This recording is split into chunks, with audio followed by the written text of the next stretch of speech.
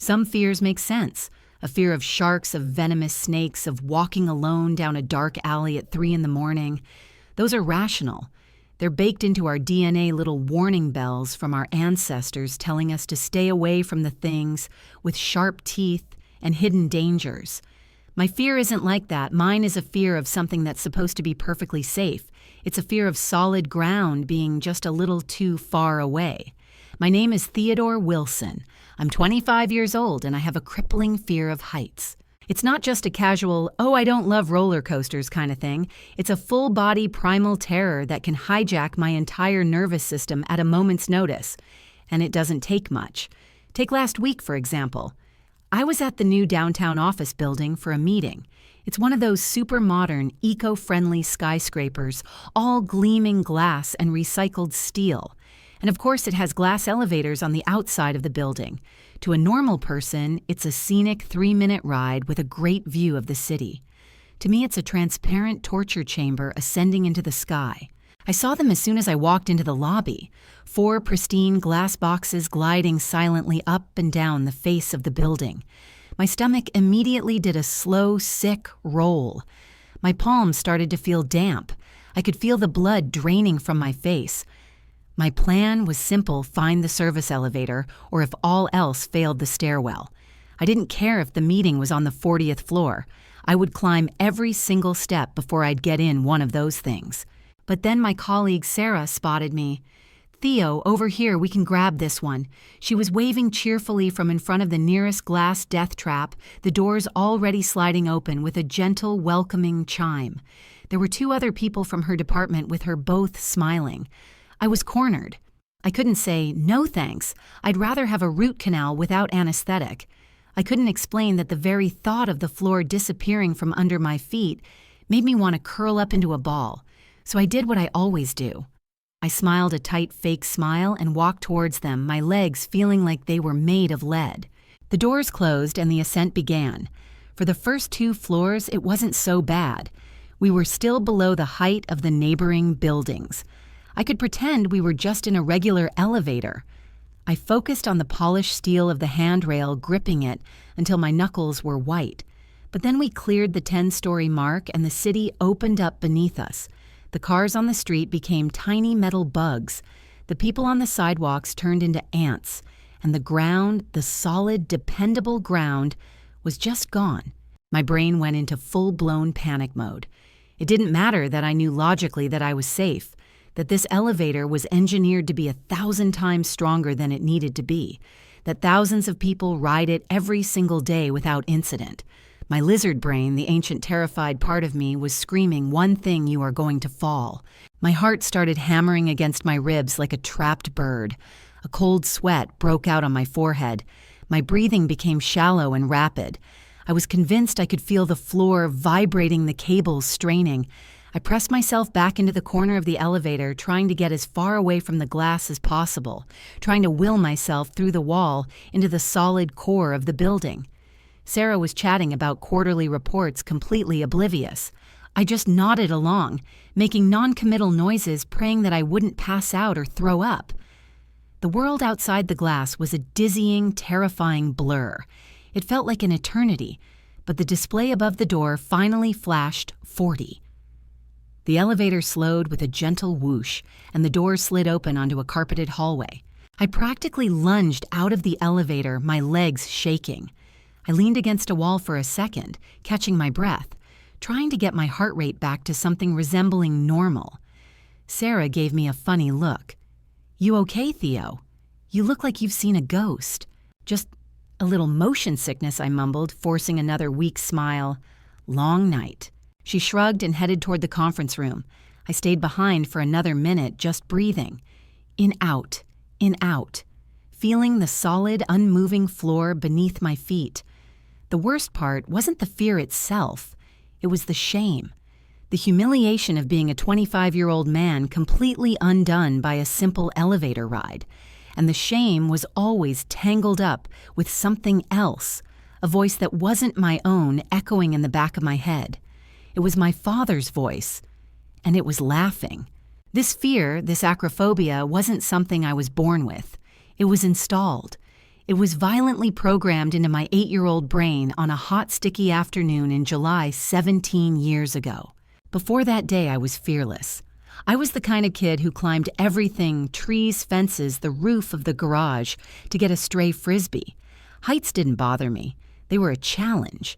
And the biggest challenge of all was the old oak tree in our backyard.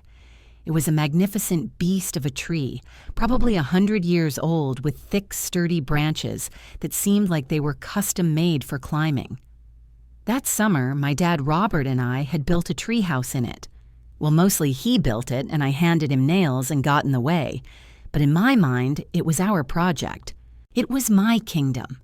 A 4x4-foot square of plywood about 15 feet off the ground with a rickety rope ladder and a roof made from a blue plastic tarp. To me, it was a castle, a spaceship, a pirate ship sailing on a sea of green leaves. I spent every possible moment up there reading comic books, eating popsicles that would melt down my arm, and surveying my domain, the neatly trimmed lawns of our suburban neighborhood. On that particular afternoon, I was trying to hoist a bucket of water balloons up using a rope pulley I'd rigged. I was leaning over the edge, pulling with all my 8-year-old might, when my foot slipped on a patch of wood slick with spilled juice from earlier. For a split second, there was no panic. There was just surprise. A sudden weightless lurch as my center of gravity shifted past the point of no return. My hands scrabbled for a hold, but there was nothing but air. And then I was falling. Time seemed to stretch and warp.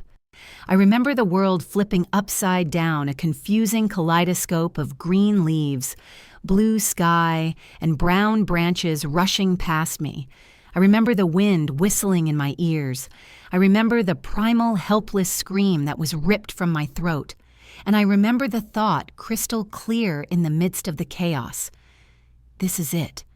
This is how it ends. The landing wasn't a single event. It was a series of brutal, clumsy impacts. My back hit a low branch, knocking the wind out of me with a painful oof. Then my legs tangled in some lower foliage before my left arm hit the ground first. I didn't hear the snap, but I felt it. A sickening, grinding crunch, followed by a wave of pain so white-hot and absolute that it eclipsed everything else. I lay on the ground, gasping for air that wouldn't come cradling my arm. It was bent at an angle that arms are not supposed to bend. A bone-deep, throbbing agony pulsed from my wrist to my shoulder. That was the day I learned what true fear felt like. It wasn't just being scared. It was the absolute certainty of your own fragility, the knowledge that the world could break you in an instant. The physical pain eventually faded. The bone healed, the cast came off, and I was left with nothing but a faint scar on my forearm. But the other injury, the one to my psyche, never healed. It festered. The treehouse sat empty for the rest of the summer, a monument to my terror. I couldn't even look at it without my stomach clenching. I started having nightmares about falling. I refused to go on the swings at the playground. I wouldn't even climb to the top of a stepladder to help change a light bulb. My world, which had once been a 3-dimensional jungle gym, had flattened. The vertical axis was now off limits, a territory ruled by a trauma I couldn't shake. And that's when my father's mockery began. At first it was subtle. I think he was genuinely frustrated. I had been a boisterous, adventurous kid, and overnight I had become timid and cautious. He saw my fear not as a result of a traumatic injury, but as a character flaw, a weakness that needed to be toughened out of me. His first attempts were clumsy prodding.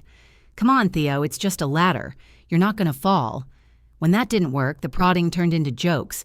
At a family barbecue, when my cousins were all climbing the playset, he called out loud enough for everyone to hear, "Don't worry, Theodore will be down here with the adults protecting the ground." The other adults chuckled, and I felt my face burn with shame. He gave me nicknames: Mr. Groundhugger, Captain Cautious. He'd point out birds and say, "Look, Theo, they're not afraid. Why are you—" For over 16 years, this became the background radiation of my life. It was a constant low-level hum of disapproval and disappointment. Every family vacation was another opportunity for him to highlight my flaw. We went to the Grand Canyon when I was 14. I spent the entire time 10 feet back from the railing, my heart pounding while he stood on the edge, shaking his head at me. "You're missing the whole view, son. You've got to conquer this thing." But it wasn't encouragement. His tone was laced with contempt. When I got my driver's license, he made a crack about how it was a good thing they don't build bridges too high. When I was looking at colleges, he joked that I should pick one in the flattest state I could find. It was a death by 1,000 cuts. Each comment, each joke, each disappointed sigh chipped away at my self-esteem. He made my phobia my defining characteristic in his eyes. I wasn't his son, the good student. I wasn't his son, the decent artist. I was Theodore, his son who was afraid of heights. It created a chasm between us that felt as deep and terrifying as the one I imagined beneath me every time I got near a ledge. I learned to just absorb it. I'd give a tight-lipped smile or a non-committal shrug and let the shame wash over me. Arguing was pointless. It only made him double down. To him, my fear was a simple choice. I was making a refusal to be brave, and his mockery was the tough love he thought would finally cure me. But it didn't cure me. It just taught me to associate my deepest fear with my father's deepest disappointment. And for a long, long time, I believed him. I believed it was a weakness, a personal failing, a stain on my character that I could never, ever wash out. The final straw landed 6 months and 1 week ago. It was my father's 53rd birthday, a warm, late spring afternoon. The whole family was gathered in my parents' backyard, a place of 1,000 tiny memories, most of them coated in a thin film of anxiety for me. The air smelled of freshly cut grass and charcoal smoke from the grill. My aunts were laughing by the patio table. My younger cousins were chasing each other around a big oak tree. And I was trying my best to just be invisible. My strategy at these events was simple. Find a quiet corner, nurse, a drink, and engage in conversations that were guaranteed to be safe and shallow. Weather sports, my boring but stable job as a graphic designer. Anything to avoid a spotlight. For a while it worked. I was talking to my Uncle Ben about a new software suite I was using at work. It was comfortable. It was easy. Then my sister Chloe, who is 2 years younger and 10 times more adventurous, came jogging over, her face flushed with excitement. She'd just gotten back from a weekend trip with her friends. "Dad, you'll never guess what we did," she said, beaming at my father, who was holding court by the grill. "We went ziplining through the state park. It was incredible. You're flying over the canopy. It feels like you can see the whole world." My father's face lit up with pride.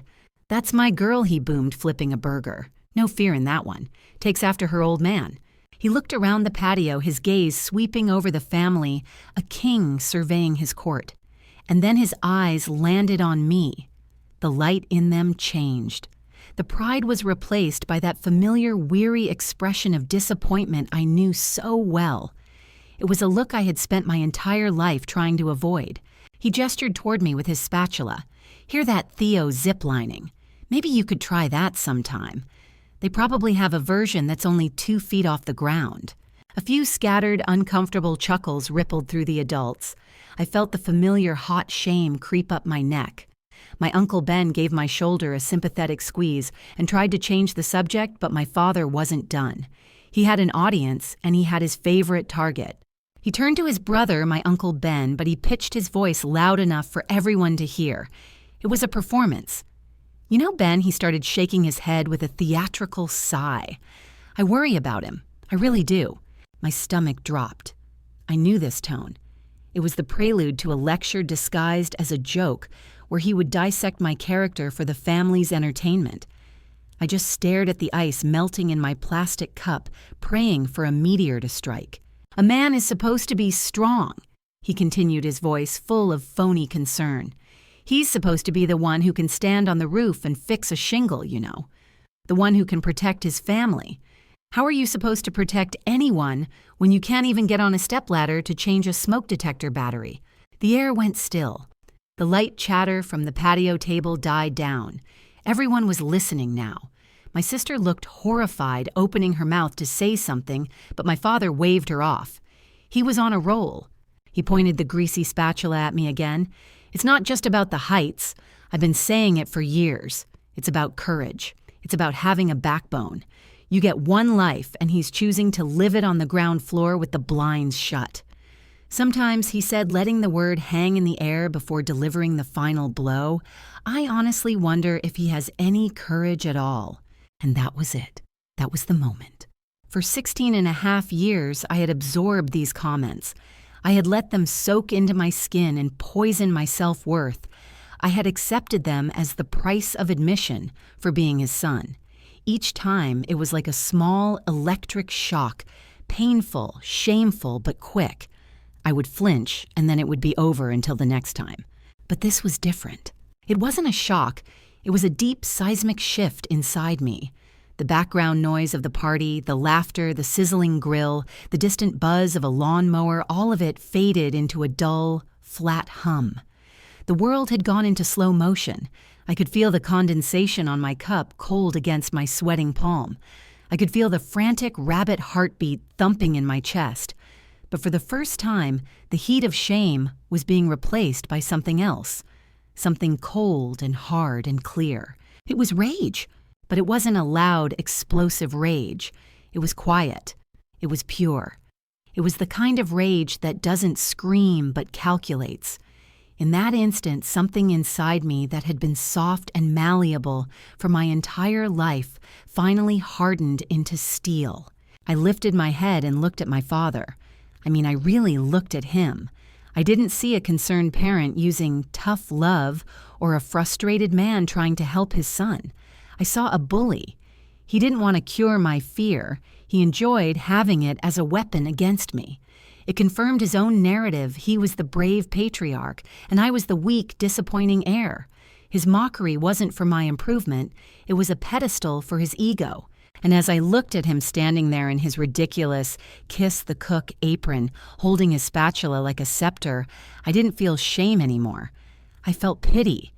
And then I felt nothing but resolve. I didn't say a word. I didn't defend myself. I didn't yell or cry or storm off. Arguing would be giving him what he wanted, a reaction. It would prove he'd gotten to me. Instead, I just held his gaze for a second. My expression was blank. I let him see that his words for the first time ever had simply bounced off. They hadn't landed. Then I gave a slow, deliberate nod as if to say, "Message received." I turned, set my untouched drink down on the patio railing, and walked back through the house. I could feel their eyes on my back. I grabbed my keys from the bowl by the door and walked out. I didn't slam the door. I closed it softly behind me. Driving home, my hands were perfectly steady on the steering wheel. The cold, hard thing in my chest wasn't going away. It was a new part of me now, an engine, and it was humming with a single clear purpose. He wanted to talk about courage. He wanted to use my greatest fear as a yardstick for my character. Fine. Then I would give him a new yardstick. I wasn't going to argue with him in words anymore. Words were his game, his weapon. I was going to answer him with an action so definitive, so extreme, so irrefutably courageous that it would make every joke he had ever told about me sound like the pathetic ramblings of a fool. I was going to take the very thing he used to define me, my crippling, all-consuming fear of heights, and shove it so far in his face that he would choke on it for the rest of his life. I got home to my apartment, walked straight to my computer, and typed 3 words into the search bar. Skydiving near me. The search results loaded a list of airfields and skydiving centers, each with a stock photo of some impossibly happy person soaring through a perfect blue sky. My heart was pounding so hard it felt like a fist trying to punch its way out of my ribcage. My hands, which had been so steady in the car, were now shaking so badly I could barely control the mouse. I clicked on the first link. A promotional video started playing automatically. The roar of wind, the high-energy rock music, the fisheye lens view of the ground 1,000,000 miles away. I felt a wave of nausea so intense I had to grip the sides of my desk. My body was screaming at me. Every nerve, every cell, every primal instinct that had kept me safe for 25 years was firing off danger signals. This is death. This is the fall. This is the treehouse all over again. I forced myself to watch. I watched video after video, my knuckles white on the desk. I saw the terror in people's eyes as they stood at the open door of the plane. I saw them get pushed out into nothingness. I saw the ground rushing up to meet them. And with every video, the cold, hard engine of rage in my chest hummed a little louder. It was a strange and terrible battle. My phobia was a physical thing, a sickness in my stomach and a tightness in my throat. But my resolve was a choice, a cold, deliberate decision. I navigated to the booking page, tandem skydive. The base price was a few $100s, and then I saw it under the add-ons. Video and photo package, helmet cam, an extra $100. It was the most important part of the entire plan. This wasn't for me. This wasn't about conquering my fear for my own self-improvement. This was about creating evidence. This was about forging a weapon. My finger hovered over the Book Now button. This was the point of no return. I closed my eyes and I saw my father's face at the barbecue, that smug, disappointed smirk. I heard his voice dripping with condescension. I honestly wonder if he has any courage at all. I clicked the button. The next week was the longest 7 days of my life. My fear, which was usually a background hum, was now a constant screaming siren in my head. I couldn't look at tall buildings without my palms sweating. I had a nightmare where I was falling from my own apartment balcony, which is only on the 3rd floor. I'd wake up tangled in my sheets, gasping for air. I barely ate. I barely slept. I was living in a state of sustained low-grade panic. Several times I almost canceled. It would be so easy. Just a phone call. I could just go back to the way things were enduring the occasional jab living with the quiet shame. But then I would remember. I would remember the 17 years of it, the constant chipping away at my confidence, the way he'd use it to dismiss any accomplishment I ever had, and I knew I couldn't go back. Going back meant letting him win forever. This terror, this week of hell, was temporary. His victory, if I backed down, would be permanent. The motivation wasn't just about silencing him. It was about taking back the narrative. He had written a story about me, and for my whole life, I had let him be the author. I was Theodore, the scared little boy who fell out of a treehouse. I was the son who couldn't even climb a ladder to help clean the gutters. This jump wasn't just an act of defiance, it was a full-scale rewrite.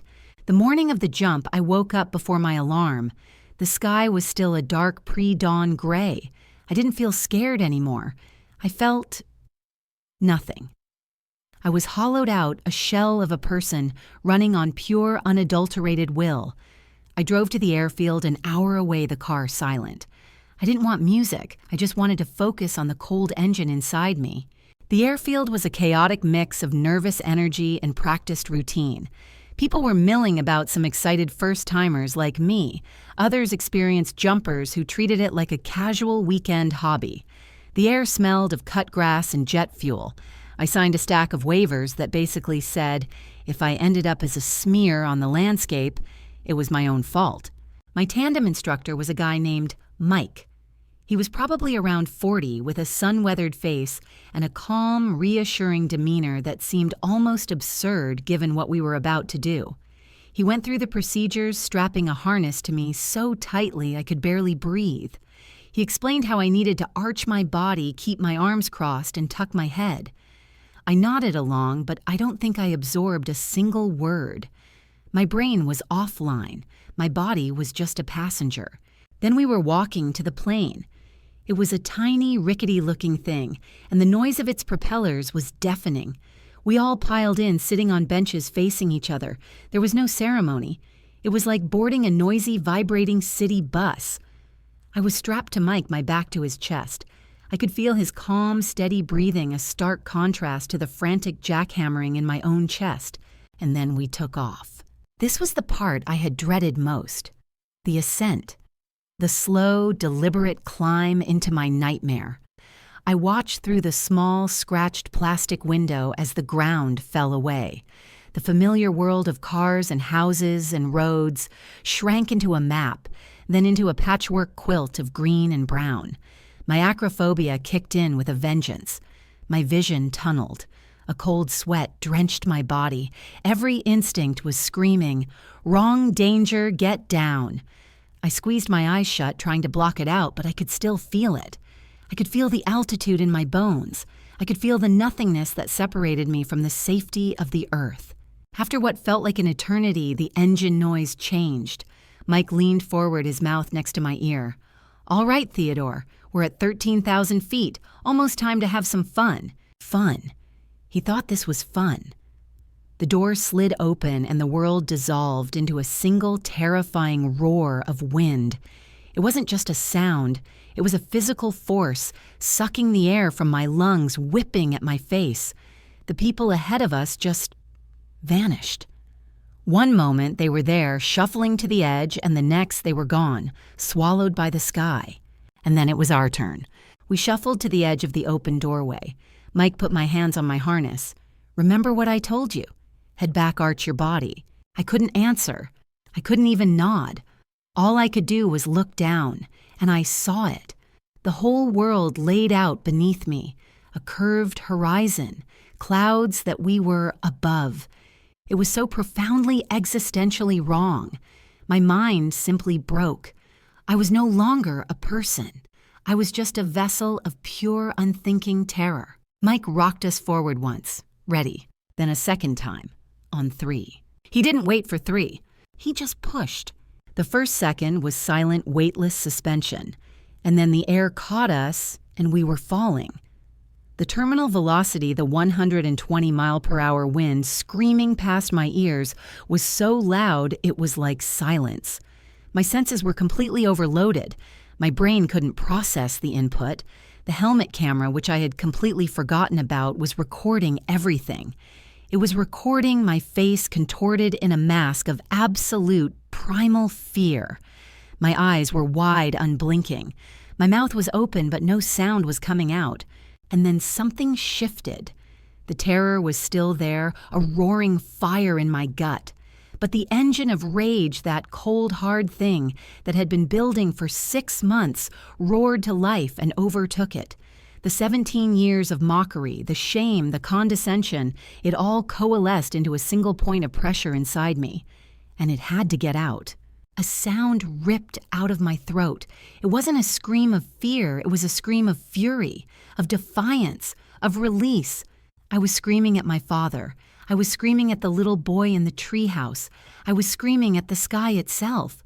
I was falling, but for the first time in my life, I felt like I was in control. After about a minute, Mike pulled the chute. There was a violent jerk, and the deafening roar was replaced by an almost holy silence. We were floating, drifting gently under a massive canopy of nylon.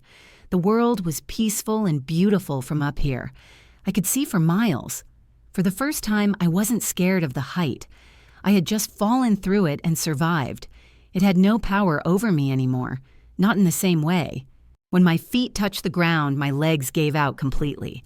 I crumpled into the grass, overwhelmed. Adrenaline, relief, and exhaustion washed over me in a tidal wave. Mike unstrapped himself from me, laughing. "You did it, man. You did great." I just lay there, breathing in the smell of the earth, feeling the solid, unmoving ground beneath me. I had done it. A few minutes later, after I could stand again, the media team had the video ready. They handed me a small USB drive. I walked away from the hangar, away from the noise and the other jumpers, and sat on a bench near the parking lot. I pulled out my phone and an adapter. My hands were shaking again, but this time it was from adrenaline, not fear. I plugged the drive in and found the file. It was 5 minutes long. I didn't watch it. I didn't need to. I knew what was on it. I opened my messaging app, found my father's contact, and attached the file. I didn't write a single word. No, guess what I did. No, how's this for courage? Nothing. The video was the message. The video was the final word. I hit send, and then I waited. I sat on that bench for maybe 20 minutes watching the progress bar slowly fill. The file was large. When it finally said delivered, I took a deep, shuddering breath. I turned my phone off, put it in my pocket, and drove home.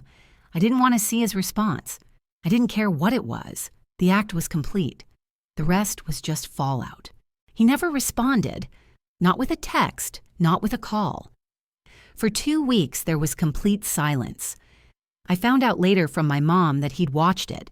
He watched the entire thing stone-faced and then just got up and walked out of the room. He never mentioned it to her. He never mentioned it to anyone. 6 months have passed since that day.